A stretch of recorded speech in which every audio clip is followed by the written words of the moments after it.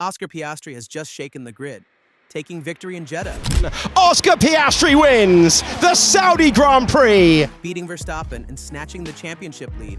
But that's just the surface.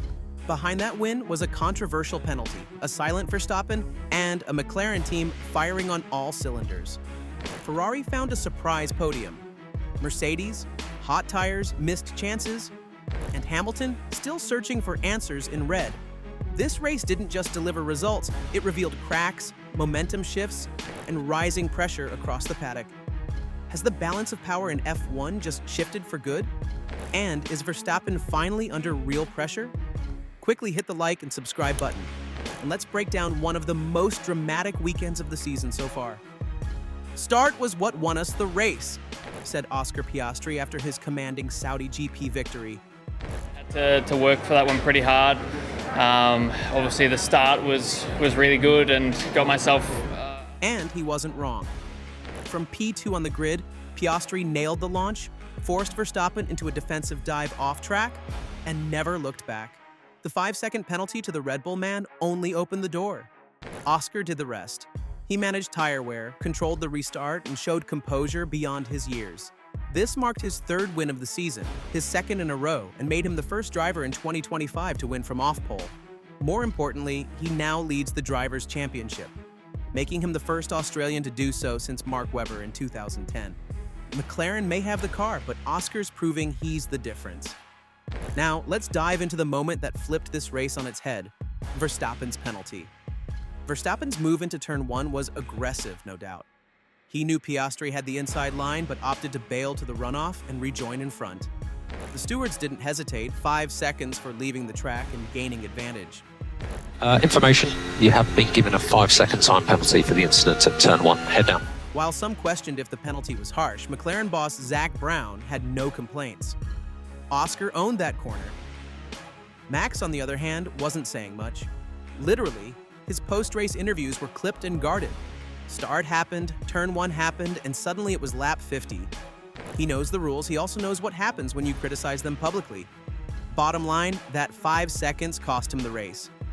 And the way the 2025 season is shaping up, every win is going to count. And right behind them, Charles Leclerc, quietly delivering Ferrari's best result of the season. Charles Leclerc went into the Saudi weekend sounding defeated after qualifying.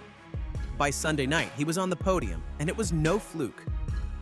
Starting on mediums, Leclerc stretched his first stint brilliantly, dodged the pit lane chaos, and timed his stop just right. That allowed him to leapfrog George Russell and fend off Lando Norris late in the race. His Ferrari wasn't the fastest, but he drove with precision and clarity, exactly what the team needed after a rocky start to the season. It was Ferrari's first podium of 2025 and Leclerc's second straight third place in Jeddah. He said afterward, "We maximized absolutely everything." He's not wrong. With Hamilton struggling to get to grips with the same car, Leclerc's form might be the team's best asset right now. Meanwhile, Norris was left wondering what could have been, if not for a Saturday slip-up. Lando Norris had no business being in the fight for the podium after his Q3 crash, but here we are. Starting P10, he kept his head down, made gains early thanks to the lap 1 chaos, and stretched his hard stint longer than anyone expected. Once on mediums, he sliced through the field and nearly snatched P3 from Leclerc, missing out by just over a second. That's grit. But Norris knows this isn't sustainable. "I make my life pretty tough," he admitted. I make my life pretty tough, like today, so... Pointing to his qualifying mistakes as the root cause. He's fast, he's been in the top 4 all season. But one-lap consistency is what's holding him back in the title fight. With Piastri now 10 points clear, the in-house McLaren battle is heating up. While Norris was surging, Verstappen was boiling. Let's unpack his response. Max Verstappen didn't blow up in the media pen, but the tension was loud. When asked about the penalty, he shut it down with surgical coldness. Potentially, that is what it is. I think it's also better we don't talk about it because we are anyway not allowed to express our opinions on that. So the positives are, of course, that in the race, I think... Anything I say will get me in trouble. It's classic Verstappen. He knows the consequences of speaking out, but you didn't need a translator to read his body language. he felt robbed. Still, the Dutchman conceded McLaren had pace and Red Bull made setup gains overnight. Christian Horner called Max's pole lap phenomenal, especially considering their weak FP3 showing. But that didn't soften the blow of losing the race on a steward's call. Max now trails Piastri in the standings and knows the margins are razor thin this year. And those margins? They're brutal at the top, but just as painful further down the field. It was a rough one for Lewis Hamilton. 7th place and 31 seconds off his teammate. That's not just a gap, it's a canyon. After a strong showing in China's sprint, expectations were cautiously rising. But in Jeddah, Hamilton looked lost. Post-race, he didn't sugarcoat it. It was horrible, nothing positive. Sliding, no grip, and no idea why. When asked if it was a car issue, he shut it down. Charles did great, so it's not the car. The adjustment to Ferrari is clearly hitting harder than expected, and confidence is low. Fred Vasseur admitted Hamilton's still adapting and lacking consistency with setup. But Lewis didn't sound like a man who thinks a fix is coming. This is how it's going to be for the rest of the year, he said. But while Hamilton was fading, George Russell was hanging on. For dear life. George Russell looked set for a podium after qualifying P3, but tire management killed that dream. His Mercedes lit up the mediums in the first stint and torched the hards by the end.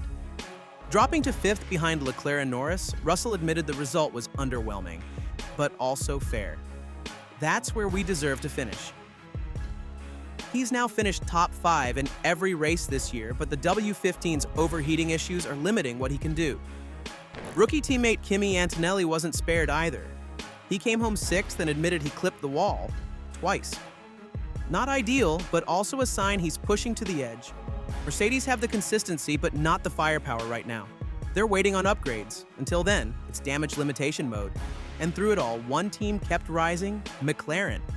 Here's how they've pulled clear. McLaren didn't just win. They controlled the race, managed both drivers, and walked out of Jeddah with a constructor's lead of 77 points. That's not dominance, it's efficiency. While Red Bull, Ferrari, and Mercedes trade punches, McLaren's playing the long game. Both drivers are scoring big. The car works on multiple tracks. The racecraft is polished. That's everything. The question now, can Red Bull strike back in Miami? Or is this McLaren's world now? Piastri takes control. Verstappen loses more than just 5 seconds. Leclerc capitalizes. Norris claws back. Hamilton's discomfort grows. Russell fights heat with consistency. And McLaren? They're turning consistency into domination. This Grand Prix revealed more than just raw pace. It exposed pressure points, strategy gaps, and who's actually built for the long haul. Verstappen's penalty didn't just hand over a win. It cracked open the title fight. Was Verstappen's penalty fair racing justice? Or a harsh call that changed the outcome? Is Piastri ready to lead a title charge, or will pressure crack the calm? If you want deeper race insights every week, make sure you're subscribed. And if you enjoyed this video, give us a like and don't forget to hit bell icon for notifications. See you in the next video.